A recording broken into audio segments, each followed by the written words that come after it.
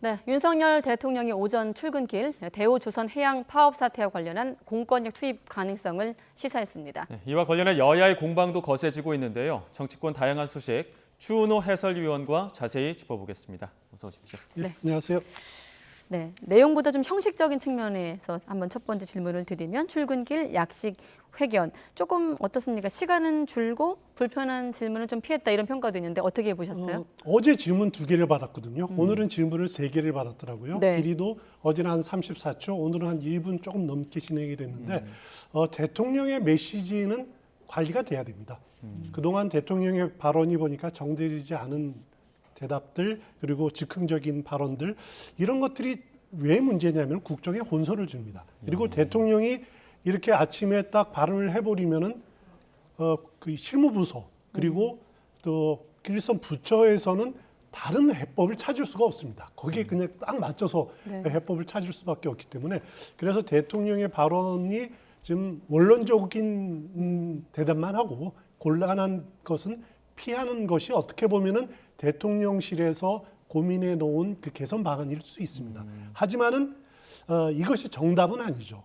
그러니까 만약에 지금 대통령실에 좀 더 나은 소통 방법을 찾는다라면은 네. 도어 스태핑은 도어 스태핑대로 간략하게 진행을 하고 뭐 매주가 됐든 아니면 매달이 됐든 정례적으로 기자들과의 간담회든 회견이든 이런 걸 그 지속적으로 하면서 대통령의 국정 현안에 대한 생각들, 철학들 이런 것들을 좀 심도 있게 같이 토론하는 자리들 그런 자리들이 좀 더 다른 루트가 마련됐으면 좋겠다라는 생각이 듭니다. 예, 이런 그 형식에 대한 수정이 계속 이루어져야 되겠지만 이와 관련해서 야당은 또 공세를 내놓은 게 출근 도장이다.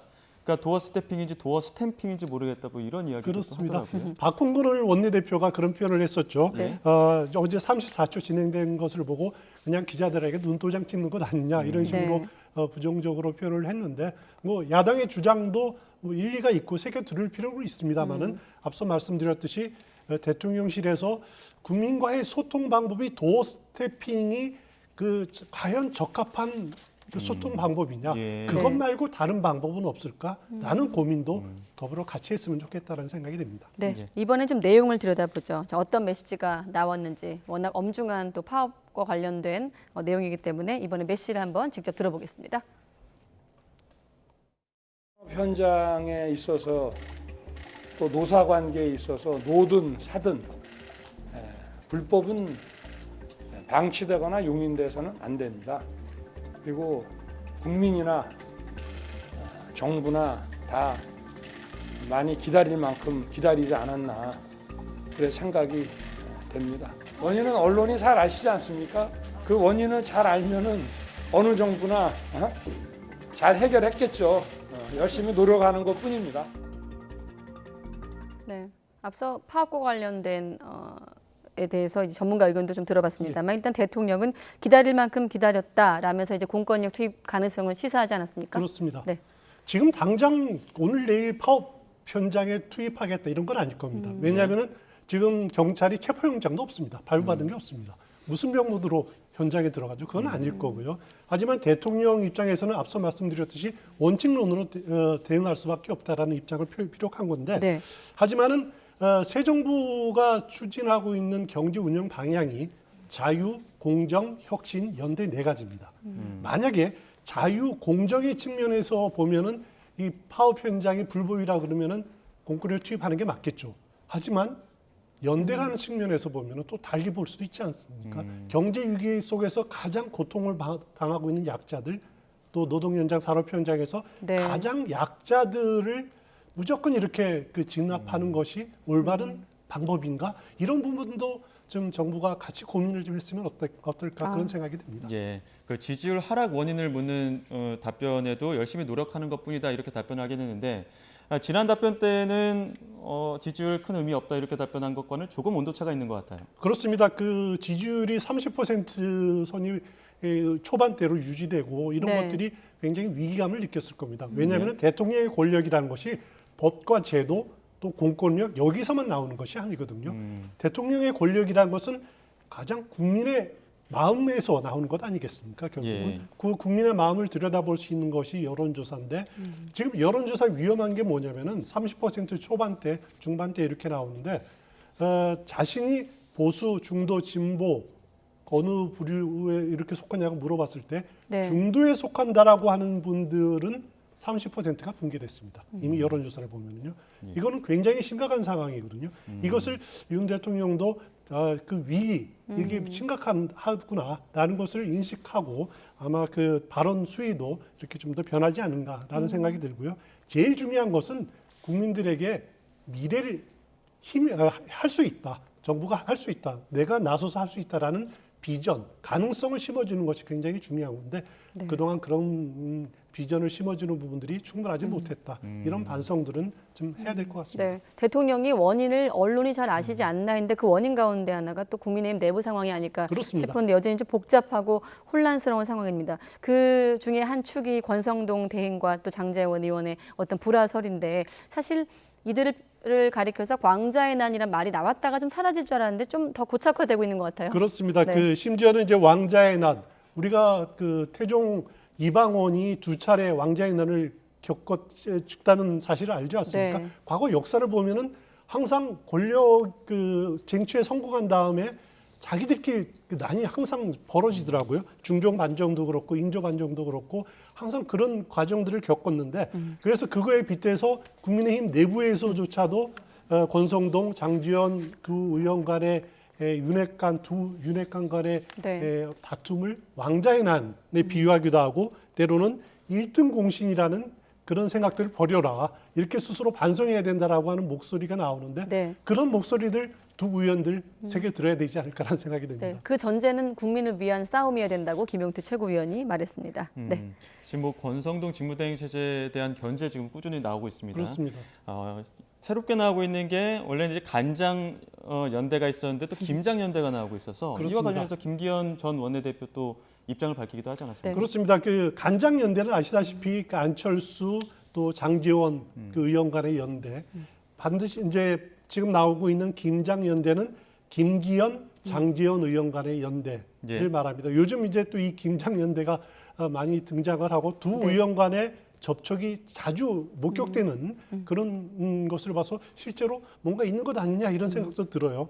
근데 그 고리는 뭐냐면은 이준석 대표 6개월 당원권 정지를 고리로 해서 조기 전당대회가 개최되지 않겠느냐라는 점입니다. 네. 그러니까 김기현 의원 경우에는 오랫동안 당 대표직을 염두에 두고 준비를 해오지 않았습니까?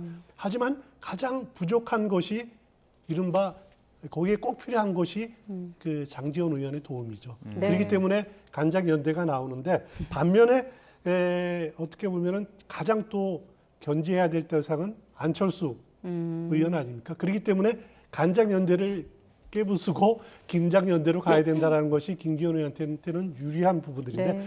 여기에 공통적으로 들어가는 사람이 장제원 의원입니다. 장제원 의원은 그럼 뭐야? 양쪽을 저우지를 하고 있는 것 아니냐? 이렇게 생각할 수도 충분히 있을 것 같습니다. 네. 지난번에 이준석 대표가 그 자리에서 간장의 뜻을 직접 해석하라는 얘기가 좀 생각이 나는데 저희들도 간장연대, 뭐 김장연대 외울 것도 많아요. 자, 예. 여기에 대해서 김기현 의원이 또 입장을 밝힌 게 있거든요. 한번 직접 들어보시죠. 언론에서 계속 김장연대 이야기를 하잖아요. 이제 김장연대, 무슨 연대요? 김장연대. 뭐 김장을 담그나요?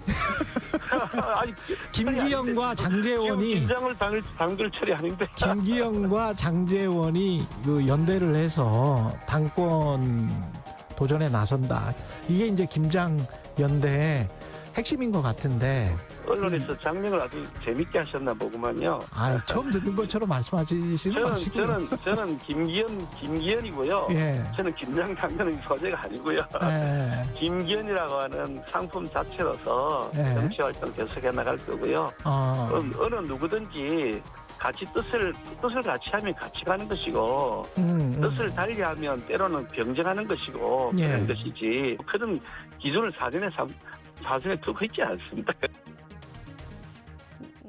김기현 의원 얘기를 듣다 보니 여기에 대한 간장 연대의 인물인 안철수 의원의 또 생각도 궁금해지는데 일단 김기현 의원 같은 경우는 일축했어요. 나는 나 자체로 상품이다 이렇게 표현을 하네요. 그렇습니다. 네. 김기현 의원은 뭐 그렇게 표현을 해야죠. 오랫동안 준비를 해왔고 또 조기 전당대회가 열리면은 네. 가장 유력하다 이렇게 그 생각을 할 겁니다.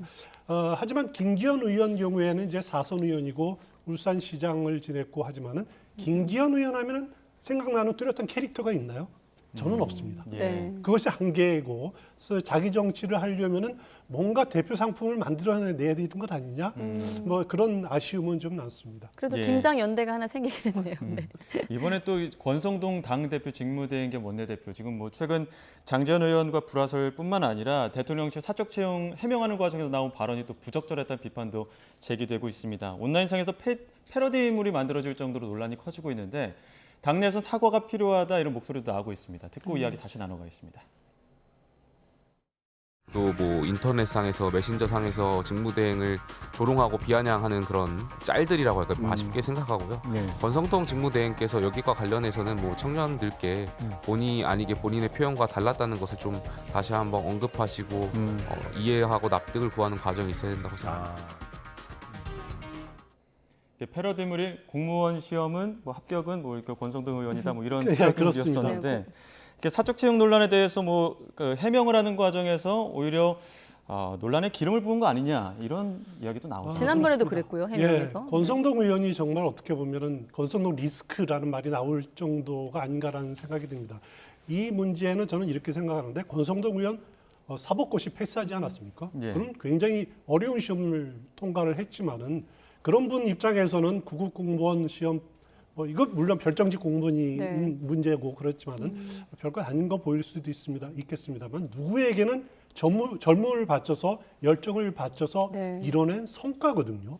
그것을 약간 조롱거리, 비아냥거리 그리고 자존심을 상처를 주는 발언들 이런 발언들은 정치인이 해서는 안 되는 발언들입니다. 물론 어제 장재현 의원의 지적에 대해서 나름 쿨하게 이렇게 대꾸를 받아들였어요. 하지만 네. 그거는 당 내부의 지적에 대해서 받아들이는 것이지 네. 조금 전에 김용태 최고위원이 말한 듯이 청년들에게 젊은이들에게 뭔가 설명하고 해명해야 되는 것 아니냐라고 하는 요구 여기에 대해서도 권성동 의원이 좀 책임 있게 대답할 필요가 있지 않느냐 네. 그런 한번 고려해 봤으면 좋겠다는 생각도 네. 듭니다. 김용태 최고위원 얘기를 많이 하게 되는데 김용태 최고위원 얘기처럼 공시족들에겐 지금 상처가 되고 있고 굉장히 그렇습니다. 여론이 들끓고 있습니다. 그런데 지금 이건 말씀하신 대로 권성동 리스크라고 하셨는데 이렇게 되면 좀 당내에서 견제는 또 더 심해지는 거 아닐까 이런 생각도 들거든요. 일단 권한대행이 지금 갖고 있는 권력을 보면은요. 네. 물론 대표는 아니라 대표 권한대행이긴 하지만 대표 역할을 하고 있죠. 예. 또 원내대표 아닙니까? 그 원내 전략을 지휘를 하고 있죠. 또 대통령의 측근으로 대통령실과의 연결 통로 역할을 하고 있지 네. 않습니까? 과거에 이 정도 권력을 갖고 있는 정당의 지휘부가 없었습니다. 예. 당연히 이 정도의 권력을 갖고 있는 분에 대해서는 견제를 받아야 되죠. 네. 견제받지 않으면은 썩을 수밖에 없기 때문에 하지만 문제는 뭐냐면은 스스로 족쇄를 세우고 있다는 겁니다. 스스로의 발언이 계속 문제를 내세우고 있기 때문에 정치인답지 않은 발언들이 스스로 한계를 지우고 있다는 건데 그것 아니라도 앞서 말씀드린 이제 김기현 의원이라든가 조기 전당대회를 개최하자라고 하는 요구들 간헐적으로 나올 겁니다. 하지만은 대세를 흔들기에는 아직은 좀 무리가 있는 것 같고요. 일단 원 구성이 합의가 되고 국회가 열리면은 국회 중심으로 또 운영이 될 수밖에 없을 거니까 당 내분 뭐 이런 다른 문제들은 좀 수면 아래로 잠들어질 가능성이 네. 높지 않은가 생각이 예. 듭니다. 민주당 소식도 짚어봐야 될 것 같습니다. 지금 어제 서른 의원이 이재명 의원이 당대표가 되면 여권 입장에서 꽃놀이패가 될 것이다 이런 말을 했었는데 오늘 국민의힘에서도 비슷한 결의 이야기가 나왔습니다. 그렇습니다. 김재섭 국민의힘이죠. 전 비대위원장입니다. 김종인 비대위원장 시절에 비대위원을 지냈던 도봉갑 당협위원장이 비슷한 표현을 했어요. 이재명 의원이 민주당 당권을 잡는 것은 여당 입장에서는 오히려 비단 주머니다 이런 표현을 했습니다. 예. 비단 주머니 하면 생각나는 게 있죠. 이준석 대표가 윤석열 후보에게 비단 대선 주머니 과정에서. 3개 준다고 하지 예. 않았습니까? 예. 그중 하나가 어떻게 보면 이제 그 드루킹 잡는 크라켄이다 이렇게 표현을 했는데 아마 윤석열 대통령에게 또 다른 비단 주머니가 될 거다라고 이렇게 표현을 하는 건데 예. 결국 여야 모두 이재명 의원이 되면은 나름대로 그 여당 입장에서는 좀 유리한 패가 아니냐. 그러니까 그건 왜냐하면은 이재명 리스크, 사법 리스크 때문에 그렇습니다. 예. 그러니까 여러 그 이재명 의원이 받고 있는 검찰 수사들 만약에 검찰이 기소하게 된다라면은 당 차원을 민주당 차원에서는 네. 이재명 그 이제 대표가 된다고 하면은 대표를 보호하기 위해서 윤석열 정부와 각을 세울 수밖에 없는 거죠. 물론 야당이 여당 그 현 정부와 각을 세우는 건 당연합니다만은 실정을 가지고 잘못을 가지고 각을 세우는 거랑 이 그 이재명 그 대표의 수사 문제를 가지고 각을 세우는 거는 공세냐 수세냐 차원이 다른 문제거든요. 네. 그렇기 때문에 아마 비단 주머니라는 표현을 한 거고 또 당 내분의 요인이 될 수 있습니다. 민주당 당원에 보면은 그 부정부패 혐의로 기소된 당직자는 기소와 동시에 직무 정지하게 돼 있다고 돼 있거든요. 오늘 서른 의원 인터뷰를 보면은 그 뭐 변호사비 대납 의혹 문제 또 성남 FC 후원금 문제 이것은 사실 기정사실한 사법 리스크로 이렇게 몰아가고 있거든요. 그러면 만약에 검찰이 기소를 한다라고 그러면은 당 내부에서도 이것 봐라. 이거 당원권 직무 정지해야 되는 것 아니냐 이런 주장이 나올 수 있기 때문에 아마 그 사법 리스크는 굉장히 오랫동안 민주당을 그 아주 옥죄이는 그런 요소가 될 것은 분명히 보입니다. 자, 민주당 내부의 시각도 전해주셨는데 뭐 꽃놀이패다, 또 비단 주머니다 뭐 이런저런 얘기들이 나오고 있습니다만 그래도 전반적으로는 또 어대명 기류에는 변화가 없어 보이기도 합니다. 여기에 당권에 또 도전을 했죠. 97그룹 가운데 한 명인 박주민 의원. 마침 또 YTN에 출연을 했는데 이런 얘기를 했습니다. 어떤 얘기를 어떻게 했을까요? 한번 들어보시죠. 특정한 한두 명만 책임지면 된다라는 평가 방식에 제가 동의할 수가 좀 없었던 부분이 있습니다. 지금도 저는 당이 전체적으로 전반적으로 바닥부터 다 쇄신돼야 된다는 생각을 가지고 있고요. 그런 관점에서 이재명 의원에 대한 평가 부분도 저는 해야 된다라고 보고 있습니다. 또 뭐 즐거운 경쟁이라는 표현도 썼습니다만 아무튼 이재명 의원에 대한 평가를 언급하기도 했어요. 박주민 의원이. 지금 당 대표에 8명이 나오지 않았습니까? 이 중에 이재명 의원 빼고 이재명 출마 불가론을 외치지 않은 2명이 있습니다. 박주민 의원, 이동학 전 최고 딱 2명이거든요. 네. 조금 전에 박주민 의원 말 들어보면은 이재명의 무한 책임론이 아니다. 책임 있는 당사자는 그러니까 이재명 의원은 자기의 맞는 자기 몫의 책임을 지면 된다. 네. 그리고 한두 명이 책임진다고 당이 바뀌느냐 이런 것은 결국 어떻게 보면 이재명 옹호론이다. 이렇게 보시면 될 것 같습니다. 네. 같이 당 대표 경선을 하지만은 이재명 대표와 거리를 두지는 않겠다라고 하는 그런 생각들은 좀 담겨 있는 것 같아요. 민주당 내일 뭐 통일부 방문해서 북송 영상 적법성 조사할 계획이다 이렇게 밝히기도 했고 또 오늘 이 총에서는 윤석열 정부 인사 또 안보 문란 규탄하기도 했는데 이 부분에 대해서는 혹시 첨언하실 내용 없습니까? 일단 민주당이 국정조사하자고 그러고 또 그 국민의힘도 국정조사하자고 서로 말은 높입니다. 그리고 인사 문제도 민주당 그 국정조사하자 그러고 국민의힘도 문재인 정부 거까지 같이 국정조사하자라고 합니다. 국정조사 저는 했으면 좋겠어요. 21대 국회에서 국정조사 한 건도 한 적이 없습니다. 예. 이번에 정말 어떤 문제든지 간에 말로만 하지 말고 네. 정말 제대로 된 국정조사에서 진상을 좀 밝혔으면 네. 좋겠습니다. 일단 원구성부터 좀 그렇습니다. 하고 나서요. 네. 알겠습니다. 네, 오늘은 추원호 해설위원과 정곡 분석해봤습니다. 네, 잘 들었습니다.